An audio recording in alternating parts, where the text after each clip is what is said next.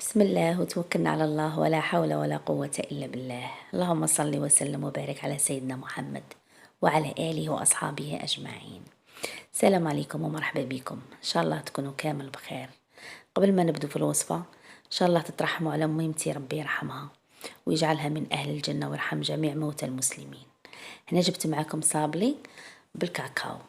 هنا شعلنا في المقادير. هنا راح نديرو 250 غرام تاع زبدة، يعني العلبة الصغيرة تاع الدهان تاع نص رطل. راح نضيفو معاها كاس ناقص ربع تاع سكر غلاس. راح نغربلو هنايا السكر تاعنا مع هذا الدهان، ونزيدو هنايا 2 مغارف معمرين مليح تاع كاكاو. ماذا بيك الكاكاو تاعك تكون نوعية جيدة. الا كان الكاكاو تاعك شوية مشي مليح ديري حتى 3 مغارف.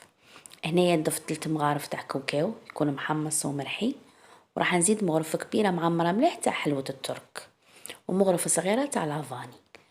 هنا حطيت لكم هنايا الوصفة بالميزان، خاش في الفيديو اللي فات طلبت مني واحدة متتبعة يعني الوصفة بالميزان، نقولها راني كاتبته لك ان شاء الله يكون الفيديو واضح معك.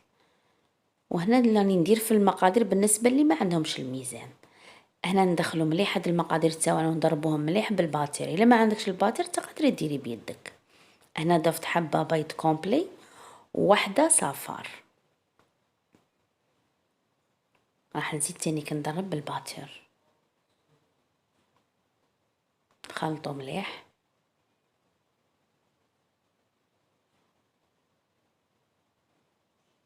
هنايا راح نزيدو كاس ناقص ربع تاع زيت. انا الوزن تاع الكاس تاعي هذا يرفد لي 220 مليلتر. راح نبدو هنا نضيفو في الزيت غير بالتدريج، ندخلو مليح هذاك الزيت مع المقادير هكا غير بالتدريج، وندخلو الزيت ونخلطو.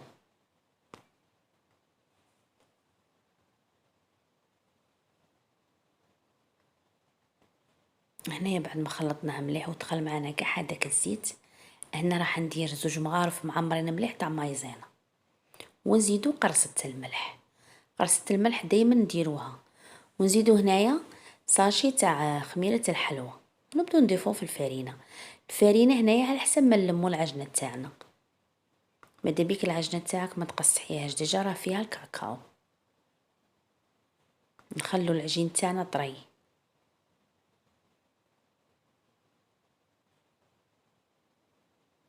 نبدو نلمو غير بشويه.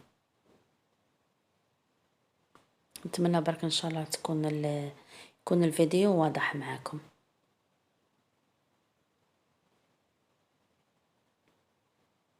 غير بالتدريج.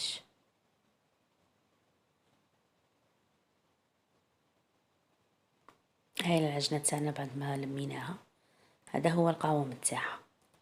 هنا راح نجيب هنايا ساشي بلاستيكي بلا ما نديرو الفرينة، ديجا راكم تعرفوا تاع الكاكاو بالخف تنشف، ونبدو نحلو في العجنة تاعنا بالحلال.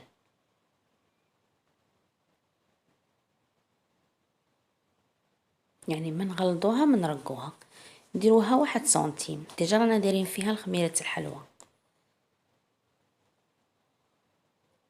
هنا بعد ما حليناها انا راح نجيب المول تاعي اللي راح نطبع بيه. انا نطبع بهذا المول كاري، وانتي اي مول يكون عندك كاري ولا مدور ولا اوفال، يعني المول اللي يكون عندك وتخيريه انتي ديريه. راح نطبع كاع العجنة تاعي.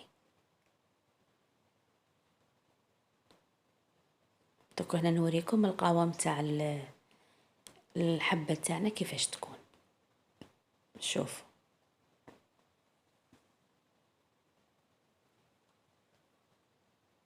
مام هذا الساشي بلاستيكي يعاوننا بزاف باش نرفدو الحبة وتكون شادة في لافورم تاعها. هنا بعد ما درناها هنايا قاع في البلا راح ندير انا راني دايره بالحساب، يعني حبه حدا حبه، كيما نقولها حبه نتقبها وحبه نخليها نبلع. ماذا بيك ديري في الحساب تاعك ديري 6 حبات متقوبين و6 حبات مبلعين باش تخرج لك نيشان. انا ديجا الكوشه تاعي راهي تحمى وراح ندخلها ديريكتومون الكوشه. ماذا بيك ما طيبيهاش بزاف، باسكو ديجا راكم عارفين باللي تاع الكاكاو بالخف تحمر وتنحرق.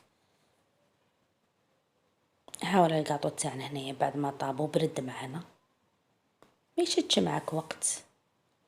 هنا عندي راح نستفهم كاع هنايا في البابي كويسون، وراح نرش عليهم هكا الكاكاو.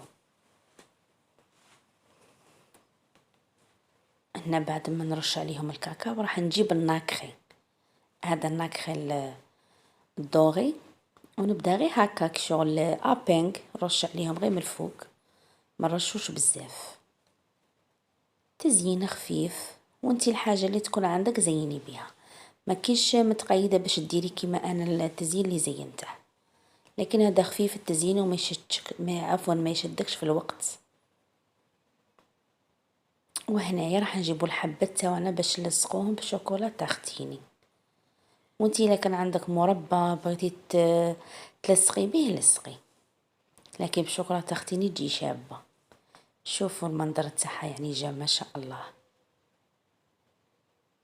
انا هاد الكميه كاع اللي درتها تاع هذا الصابلي دير لي 50 حبه. المقادير اللي عطيتهم لكم يديروا لكم 50 حبه، وهي على حسب الكبر تاع المول. انا المول تاعي شويه كبير،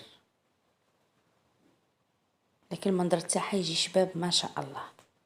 هنا بعد ما كملناها ودرناها في الكيسات، هذا هو الشكل تاعها النهائي.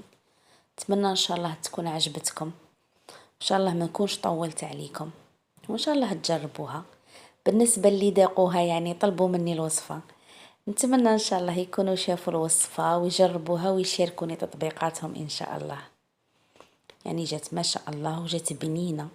واللي ما تبغيش باش ترش فوقها الكاكاو، تقدر دير شوكولا هذيك اللي نديروها في الحليب لولادنا، شوكولا تويسكون ولا ماكسون.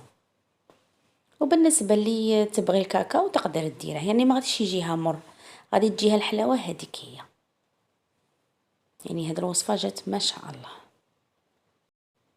نشكركم بزاف على الفيديو اللي فات، يعني على الكومونتير، على لي جيم. نقول لكم ربي يحفظكم، وعلى الترحم ترحمتوا على ميمتي ربي يرحمها. ان شاء الله تكون هذه الوصفه عجبتكم، وان شاء الله تجربوها وتنال اعجابكم. وانا نقول لكم ما تنسونيش بلي جيم، وتبارطاجوا هذه الوصفه مع احبابكم باش تعمل فائده. شوفوا هنايا بعد ما قسمنا الحبه يعني جات ما شاء الله. ان شاء الله ما نكونش طولت عليكم، ما تنسوش تبارطاجوا هذه الوصفه مع احبابكم. وانا نقول لكم ان شاء الله نتلاقوا في فيديو اخر باذن الله في وصفات اخرى. دمتم في رعايه الله وحفظه، ومع الف سلامه.